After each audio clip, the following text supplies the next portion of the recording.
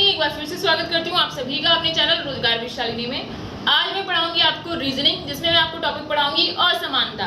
इससे लगभग 6-7 क्वेश्चन आते हैं आपके एग्जाम्स में, तो ये बहुत ही ज्यादा कंफ्यूजिंग होता है। तो मैं आपको इसको पढ़ाऊंगी ट्रिक के माध्यम से, और बहुत ही ज्यादा आसान ट्रिक है। बस इसमें आपको थोड़ी सी बात समझने की जरूरत है, जिसको मैंने यहाँ पे एक टेबल के माध्यम से बनाया है। देखिए कि मैंने यहाँ पे टॉपिक लिख दिया है असमानता। यहाँ पे आप लोग मान लीजिए कि ये फैमिली ए है और ये फैमिली बी है। आपको पहले याद रखना है कि दो फैमिली एक साथ कभी नहीं आएंगी, ठीक है। अगर दादाजी और दादाजी एक साथ मिल गए तो वो लोग जो भी निष्कर्ष निकालेंगे, जो भी बातें बोलेंगे, वो आपस में क्लैश करेंगी। ये हम लोग ट्रिक के माध्यम से बता रहे हैं कि हम लोगों को एक फैमिली को दूसरी फैमिली के साथ कभी भी नहीं रखना है, ठीक है। तो यहाँ पे देखिए कि अगर आपको ये सिंबल नजर आएगा, ठीक है, ग्रेटर देन का सिंबल नजर आएगा, इट मीन्स कि ये दादाजी हैं, ठीक है। और अगर ग्रेटर लाइन दिख जाएगी यानी कि ये पिता को इंडिकेट कर रहा है, और अगर इक्वल की साइन दिख गई तो ये बेटा को। सेम चीज इस वाली फैमिली में भी है। लेकिन आपको सिर्फ ये याद रखना है कि अगर आपको दो लेटर्स के बीच में किसी का रिलेशन पूछ रहा है तो वहां पे क्या होगा कि जब भी पिताजी और दादाजी हैं और बेटा है तो सबसे पहले हम लोग दादाजी को वरीयता देंगे, यानी कि दादाजी की बात को माना जाएगा। यानी कि अगर किसी भी सिंबल के बीच में अगर ये तीनों सिंबल आ रहे हैं और अगर उसमें ये वाला सिंबल पहले आए तो हम लोग इसी को मानेंगे। इनकी कोई वैल्यू नहीं रहेगी दादाजी के आगे, क्योंकि दादाजी सबसे बड़े हैं और इन्हीं की वैल्यू की मान्यता होगी, ठीक है, इन्हीं की बातों की मान्यता होगी। तो ये जो बात कहेंगे ये सही रहेगा। अब आप लोग इसको एग्जांपल से समझ सकते हैं कि जैसे कि मैंने कथन लिखा हुआ है और यहाँ पे इसके ऑप्शंस हैं, तो आपको इसको कैसे चेक करना है। आप देखिए कि ए और सी में ये कौन है, ये कौन है, ये पिता यानी बेटा का पिता है, ठीक है। तो आपको देखना है ए और सी के बीच में, ए और सी के बीच में ये रहे दादाजी और ये रहे पिताजी। तो लेकिन दादाजी की मान्यता होगी, मैंने अभी आपको पहले बताया दादाजी की मान्यता होनी चाहिए, पर यहाँ पे दे दिया है पिताजी को, यानी कि ये ऑप्शन आपका गलत हो गया। नेक्स्ट है सी और ई, यानी कि सी और ई के बीच में हम लोगों को देखना है। यहाँ पे सी और ई है तो यहाँ पे ये है दादाजी और ये है बेटा, यानी कि मान्यता किसकी बातों की होगी, दादाजी की। यहाँ पे किसको दिया है, दादाजी को ही दिया है, यानी कि ये वाला ऑप्शन आपका सही हो जाएगा। नेक्स्ट पॉइंट आपको देखना है ए और डी।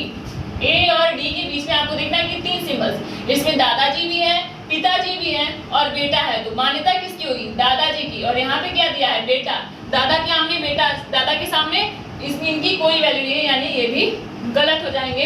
नेक्स्ट है आपका बी और डी, यानी कि बी और डी के बीच में आपको देखना है। तो ये रहा बी और ये है डी, यानी कि ये है जो ये पिताजी है और ये बेटा, यानी कि इसके सामने इनकी वैल्यू है पर बेटे की कोई वैल्यू नहीं है। यहाँ पे आप देखिए कि यहाँ पे सही सिंबल दिया हुआ है, बेटा को नहीं बल्कि पिताजी की मान्यता है, यानी कि ये सही है। तो आपको दिया होगा पहला दूसरा सही है, दूसरा पहला सही है, कौन सा सही है। तो आपको यहाँ से दिख रहा है कि दूसरा और चौथा सही है, तो आपको ये टिक करना है वहाँ पे। बहुत ही आसान तरीके है, बस आपको ये बात याद रखनी है कि अगर दादा को हम लोग इस सिंबल से दिखा रहे हैं, पिता को इस सिंबल से दिखा रहे हैं और बेटा को इस सिंबल से, अगर दादाजी हैं तो इन दोनों की कोई वैल्यू नहीं रहेगी, अगर पिताजी हैं तो इनकी कोई वैल्यू नहीं रहेगी, अगर इन दोनों में से कोई नहीं है तब जाके बेटा आएगा, ठीक है। तो चलिए हम लोग एक और क्वेश्चन करके देखते हैं। आप लोग उसको सॉल्व करने की कोशिश करिएगा कि क्या आप लोग उसको सॉल्व कर पा रहे हैं। मैंने यहाँ पे आपके लिए क्वेश्चन लिखा हुआ है, आप लोग इसका स्क्रीनशॉट लेके अपने से भी सॉल्व कर सकते हैं और मैं इसको यहाँ पे सॉल्व भी कराऊंगी। तो पहला ये कथन दिया हुआ है और इसके निष्कर्ष को देख के हमें बताना है कि कौन सा निष्कर्ष सही है और कौन सा निष्कर्ष गलत। तो चलिए हम लोग चेक करते हैं। ए और सी के बीच में दादाजी को रखा है, तो क्या ए और सी के बीच में दादाजी हैं, नहीं है, यानी कि ये ऑप्शन तो गलत हो गया। नेक्स्ट है सी और एफ, यानी कि सी और एफ के बीच में हम लोग को देखना है, तो मान्यता किसकी होनी चाहिए, दादाजी की। पर यहाँ पे किसको दिया है, यहाँ पे तो किसको दे दिया, पिता को, यानी कि ये भी आपका गलत हो गया।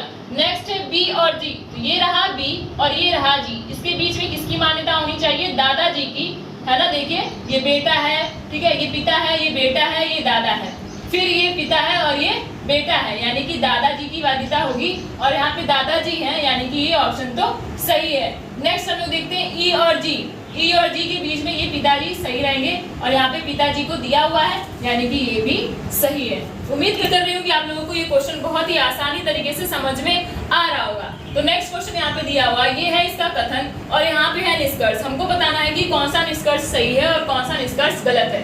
तो हम लोग पहला ऑप्शन को चेक करते हैं। यहाँ पे दिया हुआ है पिताजी ए और जी के बीच में, हम लोग देख लेते हैं ए और जी के बीच में कौन है, क्या दादाजी आ रहे हैं क्या ए और जी के बीच में। ओ माय गॉड, ये देखिए ये रहे दादाजी, यानी कि ये तो गए। नेक्स्ट पॉइंट देखते हैं बी और जी, बी रहे ये, जी रहे ये, इनके बीच में कौन है, दादाजी तो नहीं गए, ओ दादाजी हैं और यहाँ पे भी दादाजी हैं, यानी कि ये तो सही हो गया। नेक्स्ट देखते हैं डी और जी। डी और जी इनके बीच में दिया है पिताजी को, लेकिन डी और जी के बीच में तो दादाजी भी आ रहे हैं, यानी कि ये ऑप्शन आपका गलत हो गया। नेक्स्ट है एफ और एच। एफ और एच के बीच में पिताजी आ रहे हैं, यानी यहाँ पे पिताजी आए हैं, तो ये हो गया सही।